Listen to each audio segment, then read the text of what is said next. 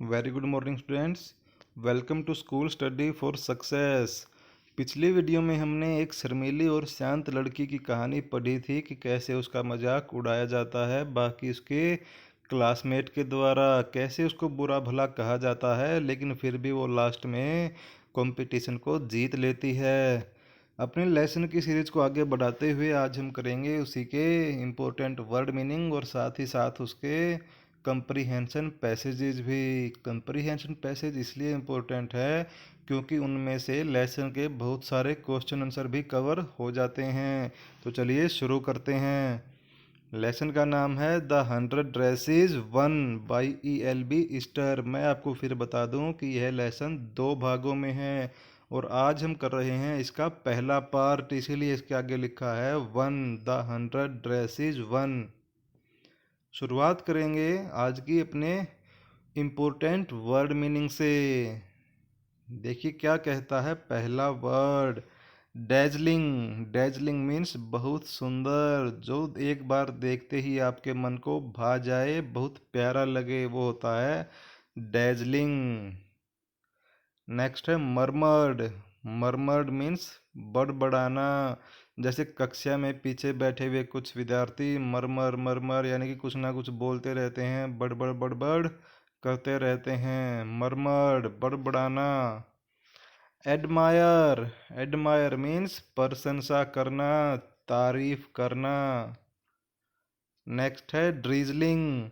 Drizzling होता है फुहार गिरना, जब हल्की हल्की बारिश की बूंदें गिरती हैं, फुहार गिरती हैं। प्रिटेंड। प्रिटेंड मीन्स शो करना, दिखावा करना किसी चीज का, जो चीज असलियत में नहीं है उसको दिखाना।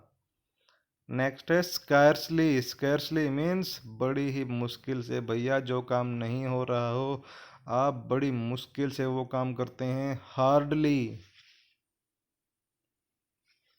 नेक्स्ट है क्वाइट। क्वाइट मीन्स शांत, चुपचाप रहने वाला।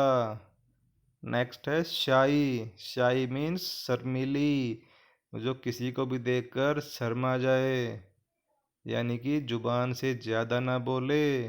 नेक्स्ट है फेडेड। फेडेड मीन्स फीका पड़ जाना, रंगहीन हो जाना। बार बार जब हम किसी कपड़े की धुलाई करते रहते हैं तो वो रंगहीन हो जाता है, उसका रंग फीका पड़ जाता है। नेक्स्ट है टीज। टीज मीन्स चिढ़ाना, यानी कि किसी को बार बार ताने मारना, उसका मजाक बनाना। नेक्स्ट है फेमस। फेमस मीन्स प्रसिद्ध होना, किसी स्थान में, किसी जगह में, किसी भी आदमी का, किसी भी वस्तु का फेमस होना, यानी कि जिसके बारे में सब जानते हों। नेक्स्ट है करेज। करेज मीन्स साहस, यानी कि हिम्मत। कुछ भी करने की हिम्मत इंसान में होनी चाहिए, तभी वो सक्सेस पा सकता है। नेक्स्ट है ट्रूथ। ट्रूथ मीन्स सच्चाई। नेक्स्ट है रिवील्ड। रिवील्ड मीन्स सामने आना, सबको पता चल जाना। नेक्स्ट है कंपटीशन। कंपटीशन मीन्स मुकाबला या प्रतिस्पर्धा। नेक्स्ट है रियलाइज्ड। रियलाइज्ड मीन्स महसूस करना, फील करना, कुछ काम करने के बाद वो ठीक हुआ या गलत हुआ उसके बारे में सोचना। नेक्स्ट है ट्रिएट। ट्रिएट मीन्स व्यवहार करना, बिहेवियर करना। नेक्स्ट है बैडली। बैडली मीन्स बुरे तरीके से। नेक्स्ट है थ्योरी। थ्योरी मीन्स सिद्धांत, प्रिंसिपल जिसको बोलते हैं। नेक्स्ट है गिल्टी। गिल्टी मीन्स दोषी होना किसी अपराध का। नेक्स्ट है पुअर। पुअर मीन्स गरीब। नेक्स्ट है मड। मड मीन्स कीचड़ जो गलियों में होता है। नेक्स्ट है वल्नरेबल। वल्नरेबल मीन्स भद्दा, जिसका दिखावा या लुक अच्छा ना हो। नेक्स्ट है फ्लॉलेस। फ्लॉलेस में फ्लॉ होती है गलती और फ्लॉलेस मीन्स बिना किसी गलती के। तो ये थे आज के इम्पोर्टेंट वर्ड मीनिंग। अब हम करेंगे इसके कंप्रीहेंशन पैसेजेस। ध्यान से पढ़िएगा, आंसर छांटने की पूरी पूरी कोशिश कीजिएगा। पहला है she sat in the corner of the room, वह रूम के कोने में बैठती थी। कॉर्नर मीन्स कोना। कौन बैठती थी कोने में? Wanda Petronski. Where the rough boys, जहाँ पर वो लड़के बैठते थे जो कि शोर शराबा करते थे। Who did not make good marks, जिनके अच्छे नंबर नहीं आते थे। Sat the corner of the room, वो उस कॉर्नर में बैठते थे। Where there was most scuffling of feet, most roars of laughter when anything funny was said, वह स्थान था जहाँ से सबसे ज़्यादा बोलने की, चिल्लाने की और सबसे ज़्यादा हंसने की आवाज़ें आती थी। रोर्स मीन्स चिल्लाने की, लाफ्टर मीन्स हंसने की। जब भी कुछ कहा जाता, मजाकिया हो चाहे ना हो, लेकिन वहाँ पर सबसे ज़्यादा शोर शराबा रहता था। एंड मोस्ट मस and dirt on the floor, और वहीं पर सबसे ज़्यादा गंदगी, धूल रहती थी। तो देखिए पहला क्वेश्चन क्या कहता है। Who is she in the above lines, इन लाइनों में सी कौन है? सी वर्ड का प्रयोग किसके लिए हुआ है? ये बातें वेंडा के लिए बताई जा रही हैं कि वेंडा कोने में बैठती थी। सेकंड है वेयर डिड सी सिट, वह कहाँ पर बैठती थी? She sat in the corner, वह कोने में बैठती थी। She sat in the corner. Next है what does rough boys stand for, यहाँ पे जो रफ बॉयज का प्रयोग किया गया है वो किसके लिए किया गया है? यह उन लड़कों के लिए किया गया है जो कक्षा में शरारती थे, इनडिसिप्लिन थे। नेक्स्ट है who set in the corner of the room, कोने में कौन बैठता था? भैया कोने में शरारती लड़के बैठते थे और उन्हीं के साथ में बैठती थी वेंडा पेट्रोन्स्की। दोनों आंसर लिख सकते हैं। कोने में कौन बैठता था? वेंडा पेट्रोन्स्की भी, और साथ ही साथ शरारती बच्चे भी। ये रहे इसके आंसर, लिखिएगा अपनी कॉपी में जल्दी जल्दी।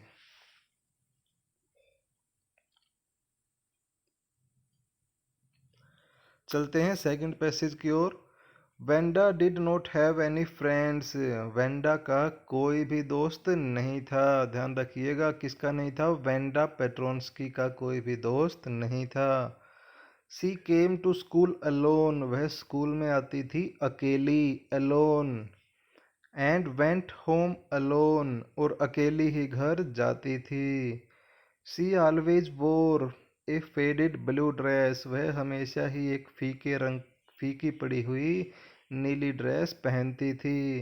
And did not hand right, और वो ड्रेस भी उसके ऊपर अच्छे से नहीं रहती थी। हैंग राइट मीन्स अच्छे से उसके शरीर के ऊपर फिट नहीं होती थी। It was clean, it looked as though it had never been ironed properly, हालांकि यह साफ होती तो भी ऐसा लगता था कि इसके ऊपर कभी भी प्रेस नहीं की गई है। आयरन मीन्स कभी भी प्रेस ना किया जाना। ये देखिए यहाँ पे लिखा है आयरन, इसका मतलब होता है प्रेस करना। नेवर मीन्स कभी भी प्रेस न की हुई लगती थी वो। तो देखते हैं पहला क्वेश्चन क्या कहता है। Wanda came to school, Wanda school में कैसे आती थी? अरे कैसे आती थी? Alone. She came to school alone, वो स्कूल में अकेले ही आती थी। सी ऑलवेज वोर, वो हमेशा पहनती थी। सी ऑलवेज वोर ए फेडेड ब्लू ड्रेस, एक नीले रंग की फीकी ड्रेस ही वो पहनती थी। हर ड्रेस वाज वेल फिटेड, उसकी ड्रेस उसके शरीर पर फिट होती थी। हमें ट्रू या फॉल्स बताना है। देखिए इसकी अगली लाइन में लिखा था डिड नॉट हैंग राइट, वह फिट नहीं होती थी। तो यहाँ पर लिखा फिट होती थी, तो ये तो हो गया फॉल्स। हमारा आंसर हो जाएगा इसमें false. How many friends did Wanda have, Wanda के कितने दोस्त थे, मैनी बहुत सारे, नो वन कोई भी नहीं, थ्री तीन, कितने दोस्त थे उसके, उसका तो भैया एक भी नहीं था, आंसर हो जाएगा no one.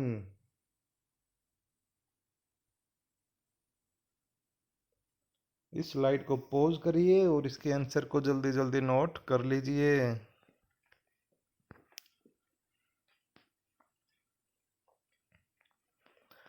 Suddenly she paused, paused means चलते चलते रुक जाना, वह चलते चलते रुक गई। एंड सडर्ड, सडर्ड मीन्स शर्मा के हिल जाना। She pictured herself in the school yard, उसने अपने आप को पाया स्कूल यार्ड में। A new target for Peggy and the girl, और पैगी और बाकी लड़कियों के लिए मजाक का पात्र बनाने के लिए अपना नया target. Peggy might ask her, Peggy उससे पूछती थी where she got the dress, उसे वो ड्रेस कहाँ पर मिली। दैट सी हैड ऑन, जो उसने पहन रखी है। And Maddie would have to say, और मैडी को ये कहना पड़ता था it was one of Peggy's old one, कि ये तो पैगी की ही एक पुरानी ड्रेस है। That Maddie's mother had tried to disguise, disguise means छुपाना, जिसको कि मैडी की माँ ने छुपाने की कोशिश की है। With new trimmings, trimmings means नए प्रकार से सील के, यानी कि ये लाइनें मैडी के बारे में बोली जा रही हैं कि मैडी भी टारगेट बन जाती थी बाकी लड़कियों का और पैगी का। पैगी कभी कभी मैडी का भी मजाक उड़ाती थी, उसे पूछती थी कि तुमने ये ड्रेस किसकी पहन रखी है, कहाँ से मिली, और उसको बताना पड़ता था कि ये तो तुम्हारी ही है, यानी कि पैगी की ही एक पुरानी ड्रेस है जो उसने पहनना छोड़ दी। और मैडी की माँ ने उसी में तागे से कुछ सिलाई करके उसको छुपाने की कोशिश की। देखते हैं पहला question, who is she in the above lines, इन लाइनों में सी का प्रयोग किसके लिए किया गया है। देखिए पूरे पैसेज में दो नाम आ रहे हैं, तो इसमें सी का प्रयोग हो रहा है मैडी के लिए। चलते हैं सेकंड क्वेश्चन पे। पैगी asked her about her, Peggy उससे किस बारे में पूछती थी। ये देखिए Peggy might ask her where she got the dress, तो किस चीज़ के बारे में पूछती थी, ड्रेस के बारे में पूछती थी। How would Maddie's mother have tried to disguise the old dress, Maddie की माँ ने पुरानी ड्रेस को छुपाने का प्रयास कैसे किया। कैसे किया था, डिस्गाइज विद न्यू ट्रिमिंग्स, नई सिलाई करके छुपाने का प्रयास किया था।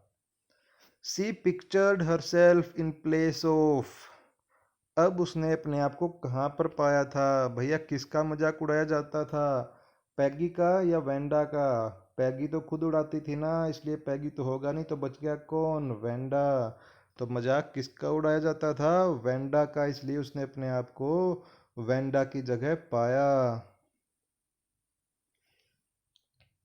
ये रहे इसके आंसर, पढ़िए लिखिए।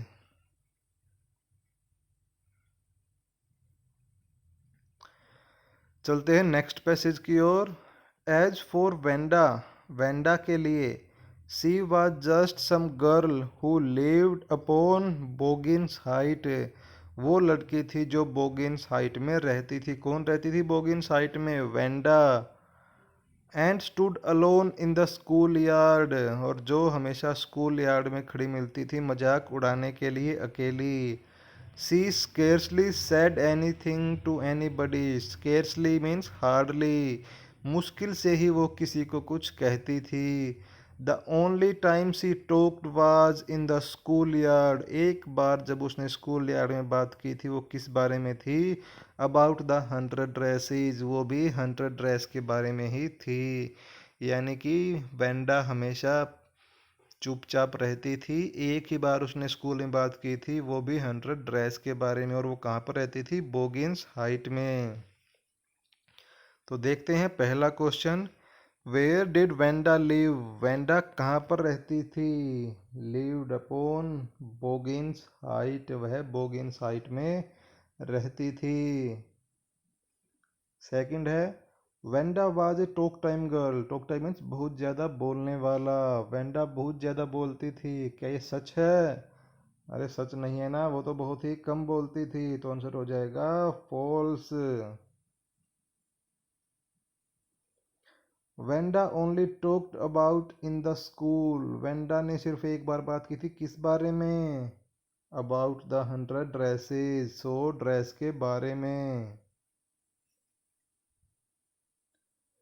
Wanda stood in the school yard with, वो स्कूल यार्ड में किसके साथ रहती थी? पढ़िए, पैसेज में लिखा है कहीं ना कहीं।